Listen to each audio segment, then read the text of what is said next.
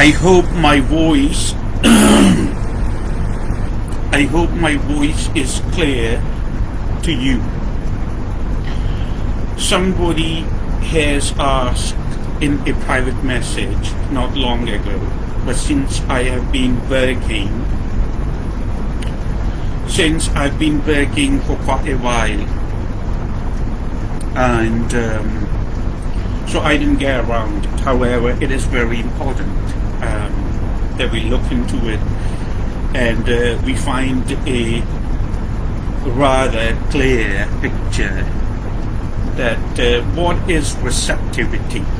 Since I have mentioned in the previous videos or retreats or the messages that I feel must be said without thinking, I have mentioned receptivity. And there are people in my surroundings, they are very receptive people, and their life has changed in a better or good way, they claim, because they were receptive, and they felt that receptivity is a fertile ground for meditation to work its best. You see what I'm saying?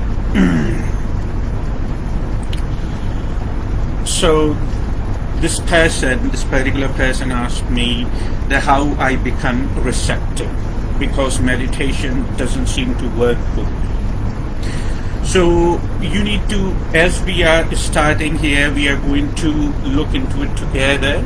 And while we are already in a state of meditation, I am already in a state of meditation. While we look into it together, I do it with your help, and also the person to the person who asked this question, they would watch it and they would learn something from it, hopefully. So they said that meditation does not seem to work. So I am going to mention quite a few things. I need your focus or your attention, not thinking, but the focus of attention. There is a distinction between focus and thinking. I need your focus intact here to my words, to my very words, what I'm saying. And I would approach this topic through different ways, but I would try to make it as simple as humanly possible so everybody can understand what I'm saying, not only a few. But I want your focus here. Focus is when there is no thought, you are open to something, you do not accept it as truth or you do not disregard it. You are just open, and there are no thoughts.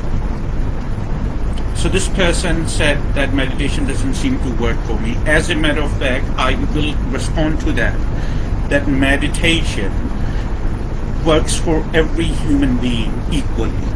So it's a wrong way to look at it. Because if the reason as I said, I do not believe in right or wrong ways.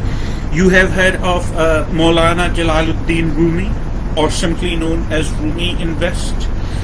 Rumi was not a religious person, however. He was Persian, but he was not a religious human being. But he was a mystic, because he knew life through his own experience, just like I do, just like other mystics do. And Rumi said there is a field beyond the concepts. Concepts are human mind. There is a field beyond the concepts of right and wrong. I will meet you there. You understand what I'm saying? Rumi said there is a field beyond the concepts of right and wrong. I'll meet you there. You cannot understand the magnitude of his wisdom. And that I find absolutely true. Like, it's a perfect example, perfect statement, not even an example, it's a perfect statement. It's a beautiful person, perfect statement. It's complete in every way. Anyway, so that's a separate topic. The person who says the meditation does not work for me is a wrong way to look at meditation. Wrong. What wrong for a mystic is that does not work. What works for a mystic becomes right, or what does not work for a mystic becomes wrong. It's simple. That is the basic definition if you are eager to know the definition of it, which is fine. So you cannot see the truth of meditation through if you are already making an assumption the meditation does not work for me. You see, I'm not thinking, my eyes are closed, I'm in a state of meditation, and I'm telling you all this. And how that is happening, I'll explain that in a few minutes. You cannot understand something, meditation or anything, if you already have made up your mind. You see, because then, from then and on, you are going to look at that particular thing or that particular person through what the mind has been made already. So you cannot find truth. If you are seriously seeking truth, then you have to be totally open and totally impartial. Totally, as Krishnamurti said, totally open and totally impartial if you want to know the truth. If you already have made an assumption, which of course is not true, then it's not going to work for you. It's a given. You got it. You understand? So first, become aware that you are not making your mind about anything. Everything is a process, and you are looking at the process as the process of phenomena is happening without putting your labels on it or making your mind or draw conclusions or opinions. Then that's it. Then you cannot evolve. Then nothing is going to work for you. Leave the meditation alone. Nothing is going to work for you. You understand? And then misery starts. Anyway, so my mentor, Sadhguru, he visited Will Smith recently also. Look up his videos. Sadhguru, absolutely a beautiful mystic.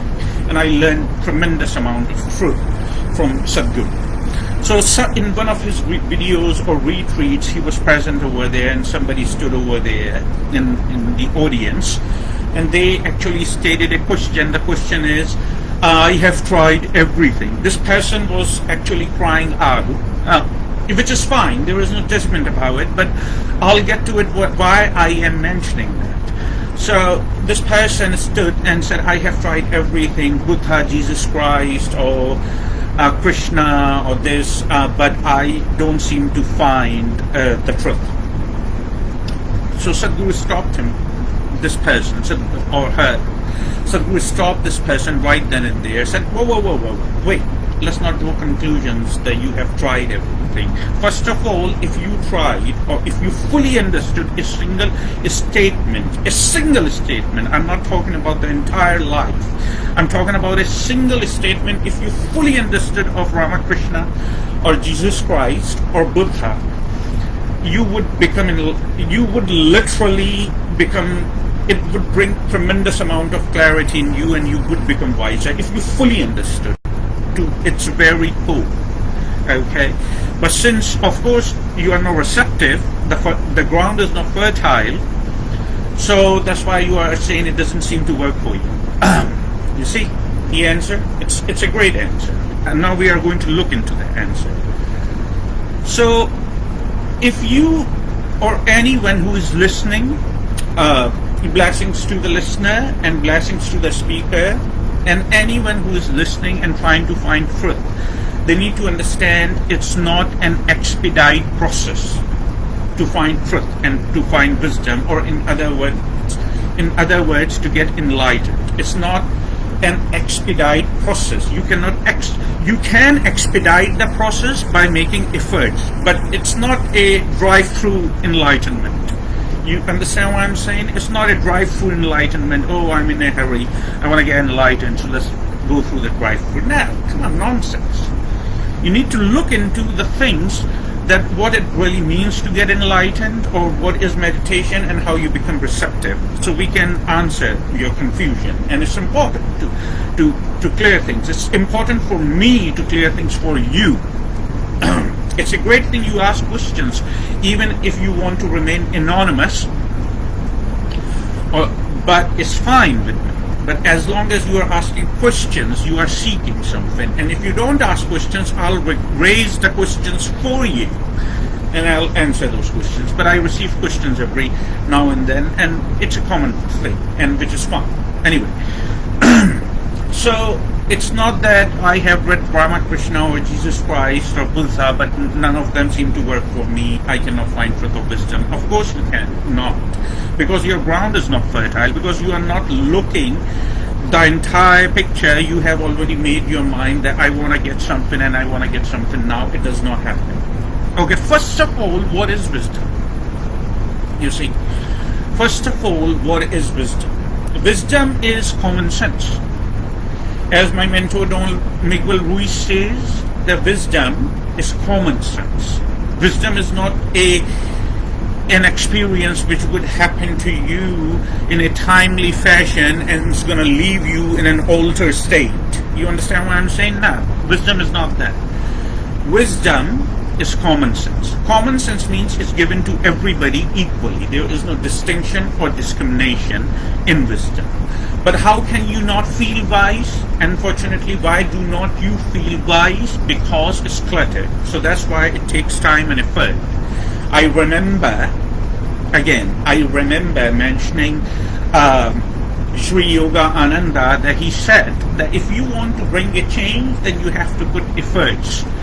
The time is now, and this world is the place to do it. You see, everything takes efforts and a little bit of time. You can expedite the process, and I'll tell you how.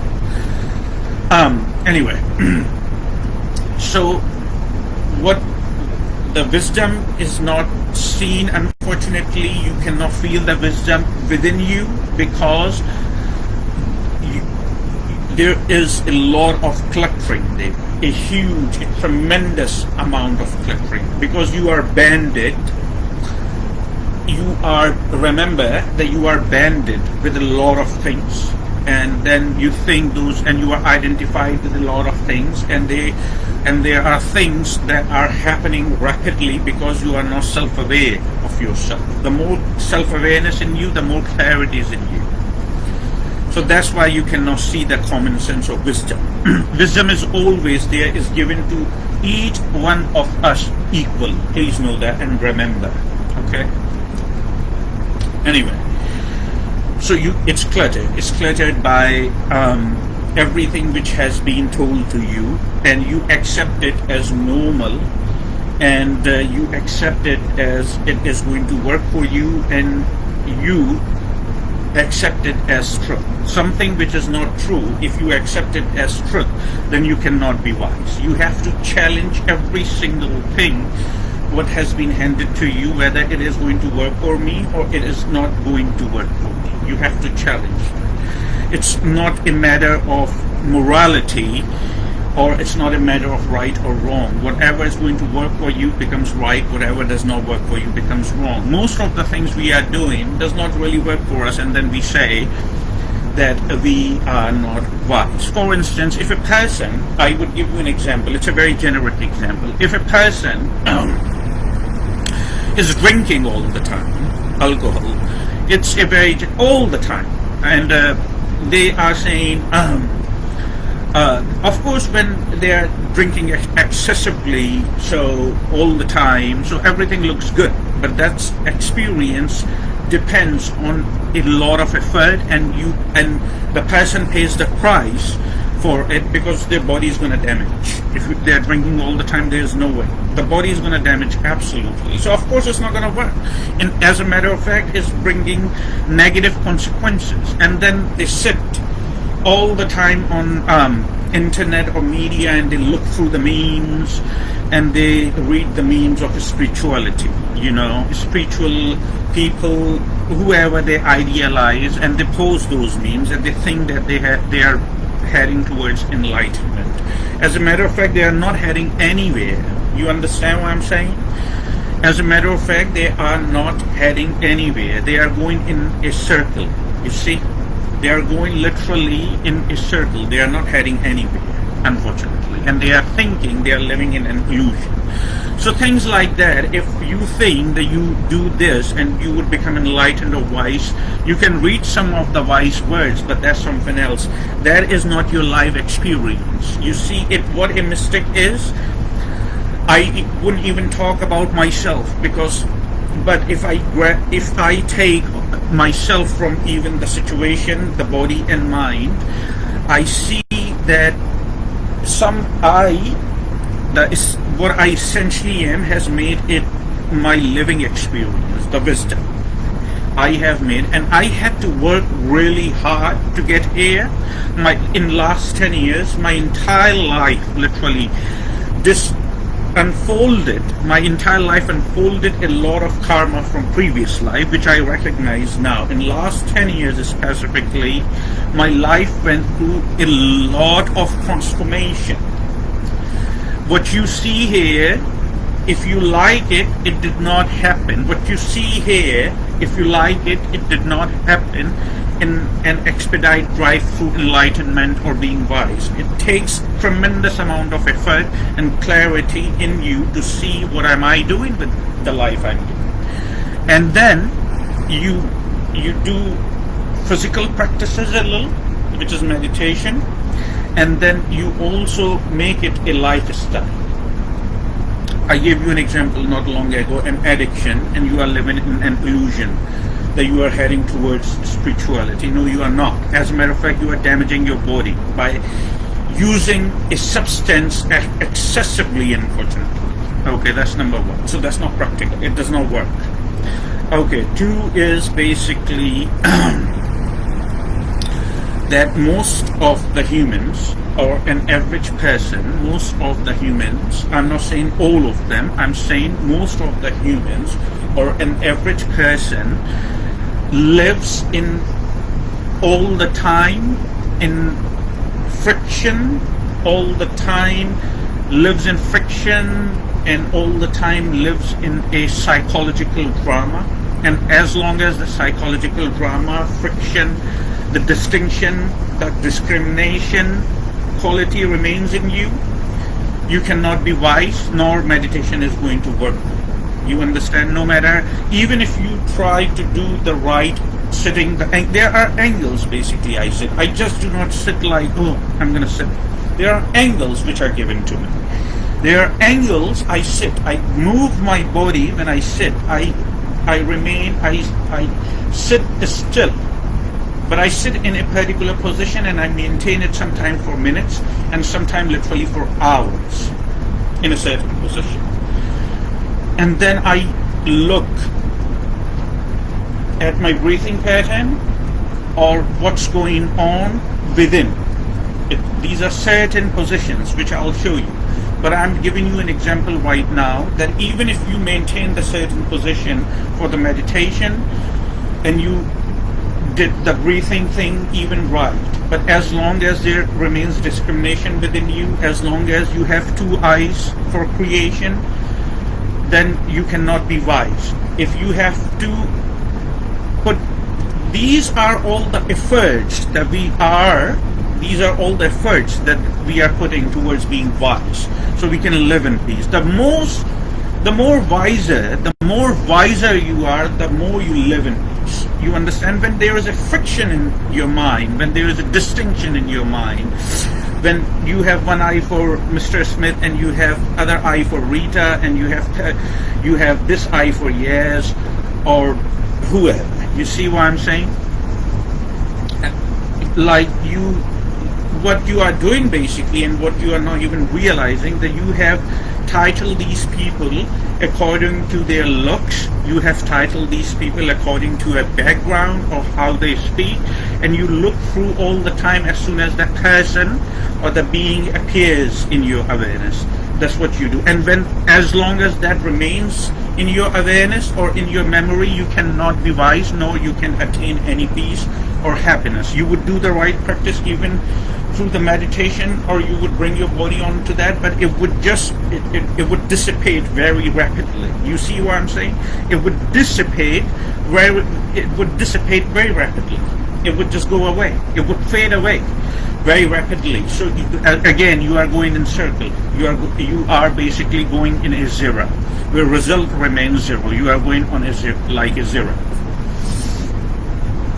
So you need to be alert and aware that you keep one eye only for the entire creation. You see, even when you see the memes or the images, a person who is wise, or the Native American images, or no matter what tradition you look, basically you would see there is a third eye between two eyes. Now you understand what that signifies. See, this type of appearance or this type of awareness you can only attain when you are fully alert and you pay attention to these things. Right now, I'll give you an example. Right now I have no thought, no memory of any type in my mind, and I am verbalizing everything I want to tell you in the response of what you have asked, meaning I am not using my intellect even right now. It's just coming out boom, boom, boom. You see, because I'm in a state of meditation right now. But it's not just the state of meditation that I am in. It is also all the effort and the hard work that I did in the last numerous years to bring myself to this position. So keep one eye for it. You see, it is easier. It is very easier to set than done, because you are now going against everything what you have been told, or everybody in your surroundings seems to do, but you have challenged that and now you are going against. You are not accepting it as truth.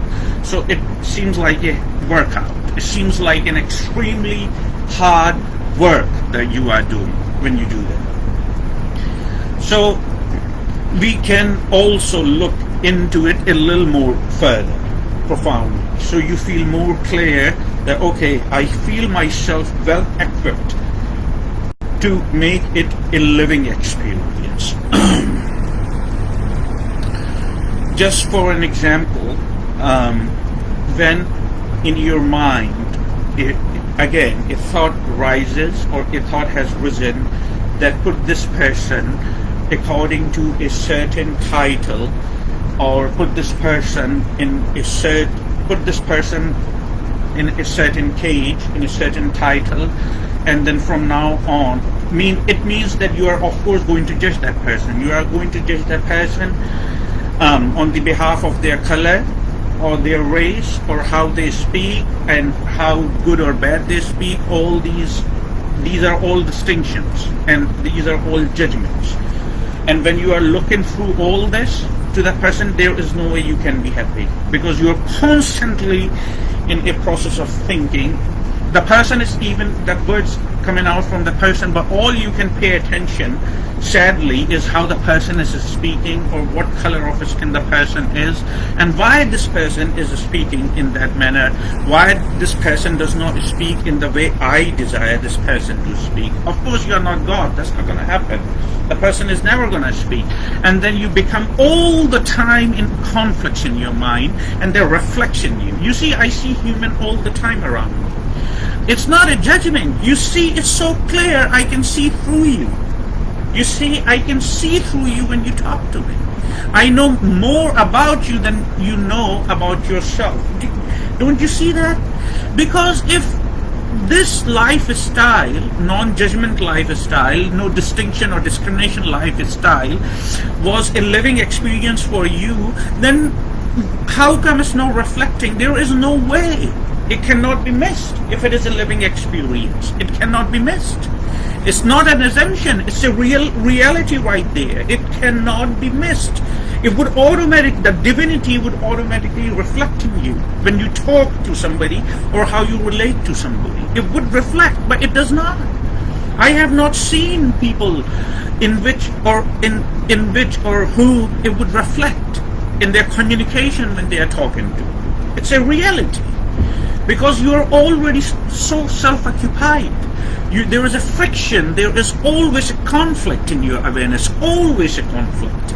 One person disappears in your awareness, other person takes over, the conflict remains. When there is a conflict all the time, then there is no chance of being wise, or meditation is never going to work for you. Even if you maintain the right position of meditation, it's going to dissipate. So when there isn't a desire in you to cage somebody, to date somebody, or to title somebody, ask yourself a question, even if I did so, how that is going to change the experience of my life I'm living at any given moment. How is going to bring any happiness? And then you would ask yourself why I feel a little that there is a tension in me. You see, I gave you the metaphor of a rubber band before. You remember the metaphor of rubber band? If you take a super tight rubber band, you see what I'm saying? And you pull, the metaphor of rubber band is very good. And you pull that rubber band and you pull as tight as strong as you can. You see there's a tension between your hands because you are pulling a tight rubber band. That kind of tension is in you. But you think that tension is normal, but I can guarantee you that tension is not normal. It's a sign of real you asking for help, that I am being abused by my own thoughts. So when, of course, you are seeing the person is talking, you are seeing why this person is looking in a certain way, why this person is talking in a certain way, or why this person is not happening in the way I want it to happen, or why this entire situation, the whole experience is not happening I want it to happen, then you would see, literally, you would feel that there is a tension within you. Just like that when you take a rubber band, when you pull the rubber band, you would see the tension between your two fingers. That kind of tension is there, but you think it's normal because everybody seems to do it, so it's normal. What majority does, if everybody seems to do this and you think it's normal, then you are wrong. And I can prove that even too. You know why? A few centuries back, I'll give you an example. All the people, if they are, as Jesus Christ said, that blind lead to blind both fall. You understand? Do you see the magnitude of his wisdom? And what happens is basically, a few centuries back, there were humans on this very planet Earth. They believe that Earth is basically flat. They believe, those humans, a few centuries ago, they believe the Earth is flat and elephants are holding it together. You see? And most of the humanity, unfortunately, believed in this kind of philosophy. Philosophy is the right word. They believe most humanity. Did it make it true? Did it make it true? I'm asking you a question. Did it make literally the Earth or the planet Earth flat? No. Not even most of the humanity was believing in a lie. It did not make it true. Now we know the Earth is not flat. And elephants, for sure and for certain, are not holding the world together. Okay. So what majority of the people are doing, if you think that it's got to be true because most of the peoples are doing, then you are on a wrong path. You need to challenge what you feel and how you feel. That is the only way you can be wise and you can find truth, and that meditation seems to be working a lot better. Okay? Everyone seems to judge everybody. There's got to be a way. No, it's not got to be the way. What you see, as I said not long ago, a few minutes ago, what you see here, if you lie, it means that it takes tremendous amount of efforts basically to get here. It does not happen in a lifetime. or a drive-through enlightenment. There is no such thing. However, you can expedite the process of being wise and much happier by doing practices, physical practices such as meditation, a little bit of Kriya Yoga, and practice non-judgment. As I gave you the examples, when the wish arises in you, ask yourself, question right then and there, how that is going to change anything in my life. Not only about the person you are coming in contact, but look around you. If you do not like, if you are not contented what you are seeing around you, and if you want to change it, just fully understand your own self. Then you would understand it's your body and your thoughts which are compelling you. That's the right word in English I was looking for. The body and the mind, the thoughts which are compelling you to dislike this experience. Just remember, the experience at the present moment is all there is. You see, it would remain exactly intact even when we leave our body. You know that? So you are that particular present moment. And when you understand yourself fully, you would start seeing these things. It would become your life experience. The third thing is when a wish or a desire rises in you up to judge somebody on the behalf of their color, this is all human nonsense drama, literally. It has brought us so much negativity and so much differences among us that is unbelievable. I mean, come on. Use your common sense. What difference is going to make in your life if you look at somebody on the base of their color, on the base of their race, how they are talking, what is their culture, where they came from? What difference does that make? The only thing which makes any difference is what the person, the very life running through that person's body is saying. You see, if I know for a fact that I'm not my body, and I know for a fact that I'm not my mind.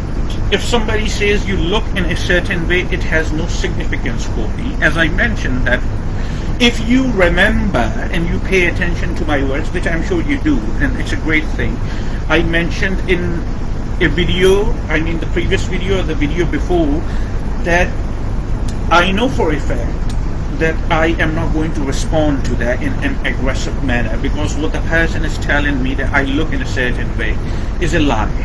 You know why?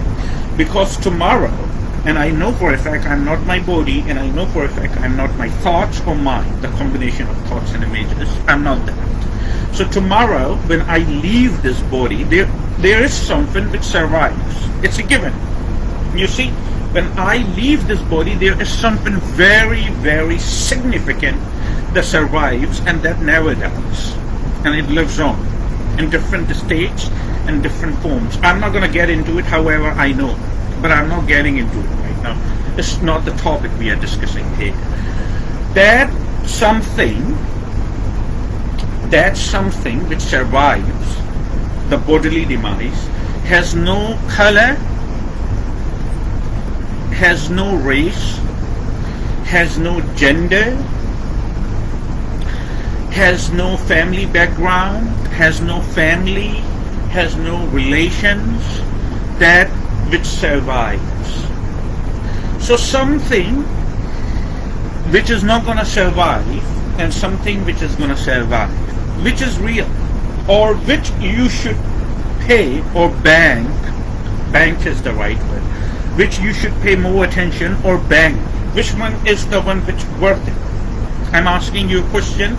You know the answer as well as I do. Keep the question in mind.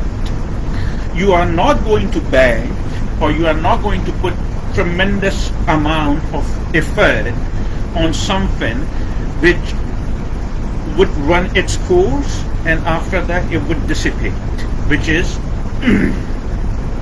your thoughts and your mind, which is our thoughts and our mind, and which is our body. There is no wisdom. I don't see any wisdom into invest in that. It does not mean that I don't like my body. I like how I look.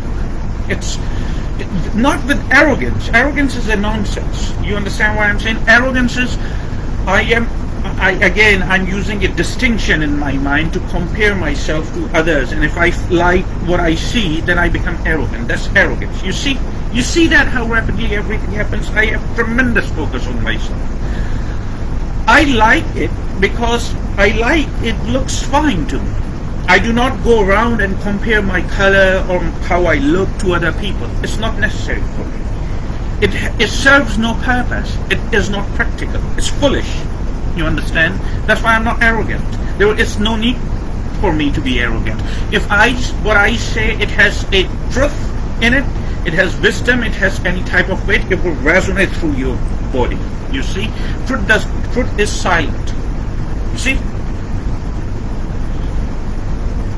Truth is silent. Truth is there. You don't have to defend truth. It's like a beast. You let it loose, it's going to defend itself. Anyway,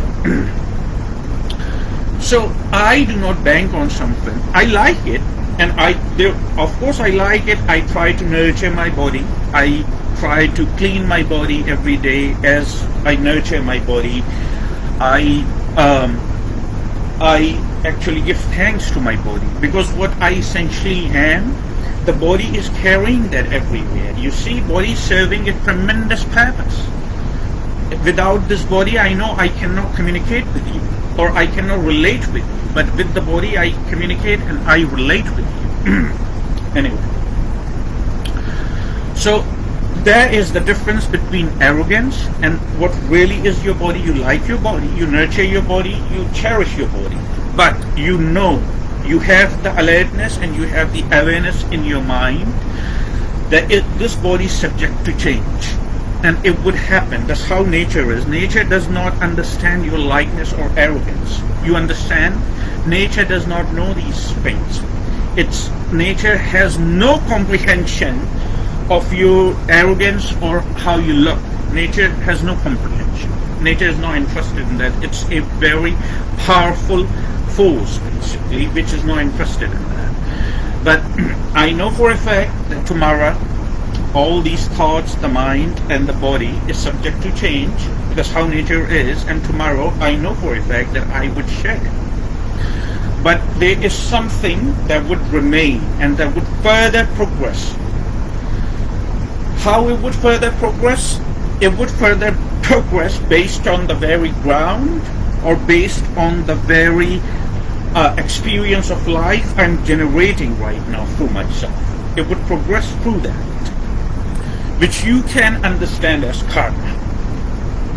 Anyway, so it would decide your karma, what you are gaining right now, and how you are molding yourself, how you are manifesting yourself, would decide your further progress. That lives on, that carries on, and it takes different form and shapes based on the karma. When I go sometime in a deep state of meditation, in a very deep state of meditation, profoundly, I'm given all this wisdom, literally, without even having a thought in my mind. It just appears in me. And then I see that it's important that you are self-alert and you are self-aware, so I communicate all this with you.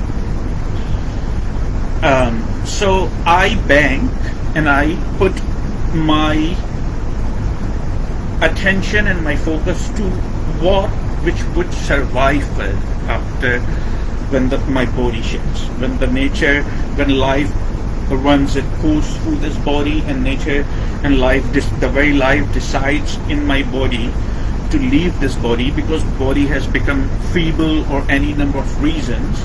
Then what progresses is real. Okay, so look into it. What I said. Okay, it's important. It's very, very important that you are self-aware and you are alert. I have given you a couple of tools, by the way. If you paid attention to what I say to you in every video, there is no way you can miss it.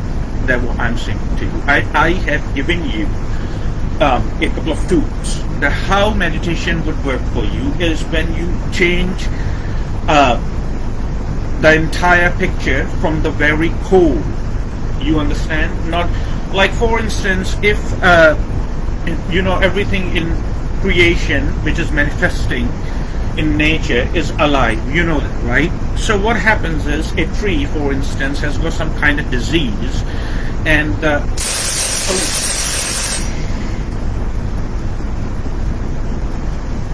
you heard that? Anyway, I'm going to sum it up. A tree got some type of disease, and the branches of the trees basically start falling, and it's. But if you just cut the branches, it would keep manifesting. So you have to look at the disease of the tree to its very core. If you do certain type of practices, you are sitting, even you are maintaining a right position, or you are getting high on God knows, like drinking alcohol and all the time, and then looking through the memes and posting the memes on internet and thinking that you are heading somewhere, I can promise you, you are not heading anywhere basically. Okay, these things are not going to work for you. The only thing which is going to work for you in the end is when you look into that and make it a living experience, when you challenge everything that you know, or not through your experience, but when you challenge everything that has been handed over to you. I would sum this video, this video, the very video, on a saying by Jiddu Krishnamurti, the brilliant philosopher and the mystic, to whom I learned a lot of truth from. You see, so I would sum this video up in one sentence. Brilliant wisdom. Krishnamurti said the real meditation is when you do not perceive anything which is known to you. If you look at my Facebook page, the sentence is over there. Krishnamurti said that the real meditation or meditation is when that you do not perceive anything you know or which has been handed over to you, or anything known to you. That's when the real meditation is. In that meditation, there remains a focus without any direction. Just the focus everywhere in the present moment. Then you trust yourself. Then you have total faith with no reason at the present moment, which essentially we all are.